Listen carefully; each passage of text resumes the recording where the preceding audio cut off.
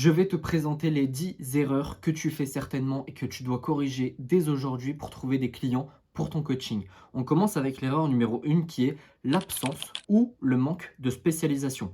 Je pense que c'est l'un des plus gros problèmes qui existent chez les coachs en 2024.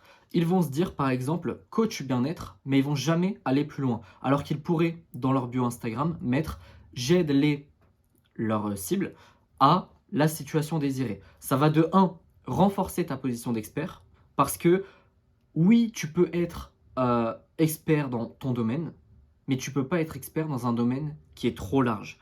Par exemple, moi, j'aide les coachs, les formateurs et certaines prestations de services à créer un business stable et rentable, mais je ne saurais pas aider un chanteur, je ne saurais pas aider un artiste ou quoi que ce soit. De deux, ça va permettre plutôt à tes prospects de se dire, OK, ce coach est spécialisé dans le problème que je veux résoudre, donc je vais aller le voir. Et en fait, c'est que de la logique. Quand tu as mal au dos, tu vas pas voir ton médecin généraliste, tu vas voir ton kiné. C'est exactement la même chose dans le business. L'erreur numéro 2, c'est le faible désir de changement. Cibler une niche où le désir de changer est faible ou est totalement absent, bah, ça va être compliqué. Heu, Tu dois, avant de choisir ta niche et encore dans une niche, il y a plusieurs micro-niches, mais avant de choisir, on va dire, ta cible, tu dois sentir une vraie envie de transformation chez tes prospects.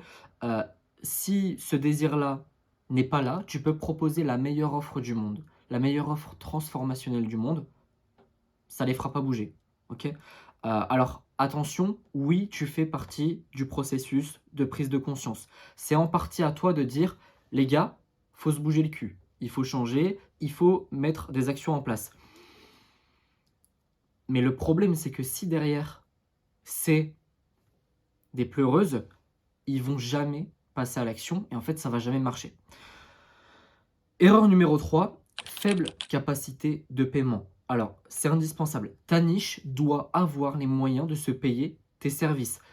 Il y a rien de pire que d'essayer de vendre ton accompagnement et même là, c'est même pas que pour les coachs, c'est pour tout le monde, à des gens qui ne peuvent pas investir, j'ai bien dit pouvoir, j'ai pas dit vouloir, ne peuvent pas investir dans ton coaching. Donc tu dois t'assurer que ta cible, elle ait les capacités financières nécessaires pour investir, dans ton accompagnement, tout simplement. Erreur numéro 4, juste avant de passer à celle-là, si tu me suis depuis quelque temps, tu le sais déjà, mais j'ai une formation gratuite que j'ai nommée le programme Initiation, dans lequel je te montre comment créer une audience qualifiée en 30 jours sur Instagram et sur TikTok. Si tu la prends, tu seras automatiquement redirigé dans ma liste email et donc tu recevras un conseil business tous les jours à 18 h. Ce que j'ai fait, c'est que j'ai rajouté la boîte à idées. Je te donne 100 idées de contenu pour devenir viral sur Instagram et je te donne également ma checklist Instagram. Le lien est dans ma description. Je te conseille de mettre en pause la vidéo et de la prendre tout de suite, sinon tu vas oublier. Et si tu veux aller plus loin et que tu as besoin de conseils personnalisés, tu peux réserver ton coaching offert de 30 minutes. Je vais répondre à absolument toutes tes questions pour que tu repartes avec le plus de valeur possible. Le lien est également dans ma description. Passons à l'erreur numéro 4 qui est un truc tout con, mais c'est le manque de passion.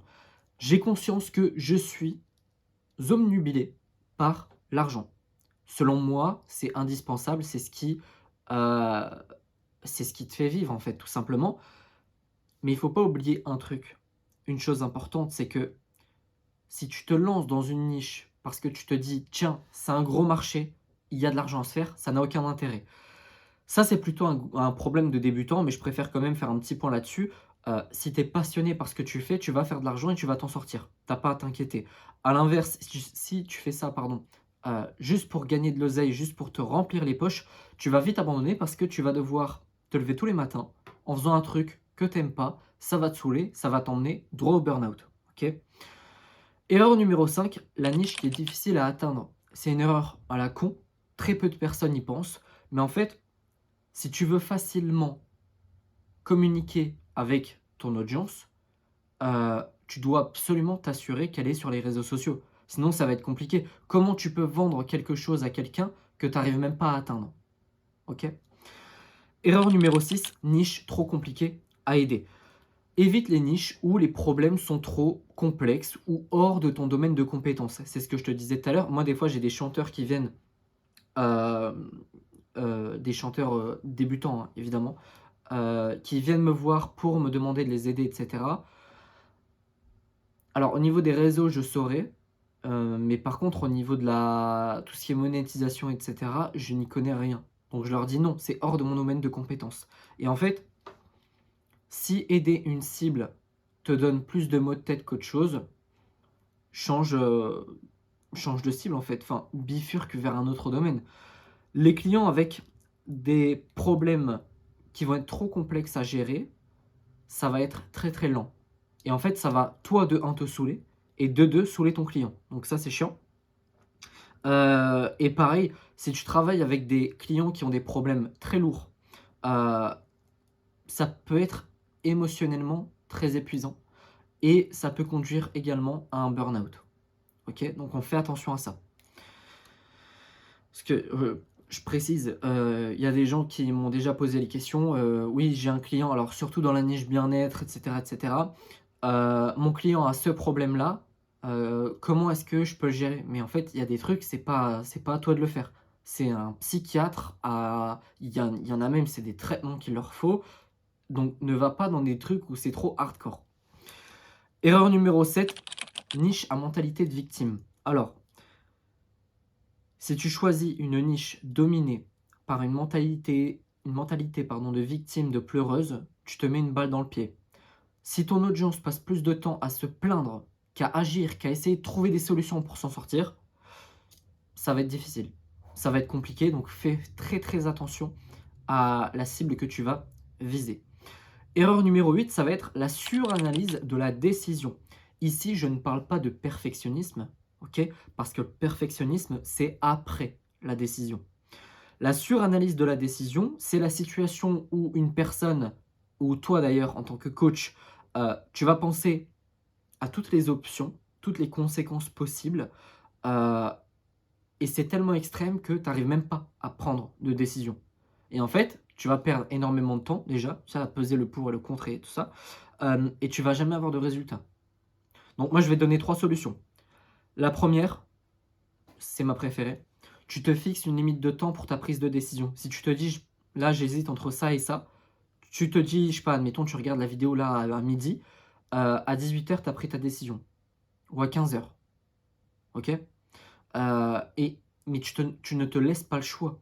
Tu te dis pas, arrivé à 18:00: «Bon, allez 5 minutes encore». Non, c'est: «Je prends ma décision, je fonce». Deuxième solution, tu peux simplifier, tes critères de décision pour te concentrer uniquement sur ce qui est vraiment important. Troisième solution, tu peux agir de manière itérative, c'est-à-dire que tu choisis ta direction, OK? Tu prends ta décision et tu vas ajuster le tir autant de fois qu'il le faut, en fonction des retours et des résultats que tu vas obtenir. C'est beaucoup plus efficace que d'essayer d'avoir la meilleure décision dès le départ parce qu'en fait, la meilleure décision n'existe pas. Erreur numéro 9, s'accrocher à une niche inadéquate. Heu, Si tu t'accroches à une niche qui ne fonctionne pas, c'est vraiment une perte de temps incroyable.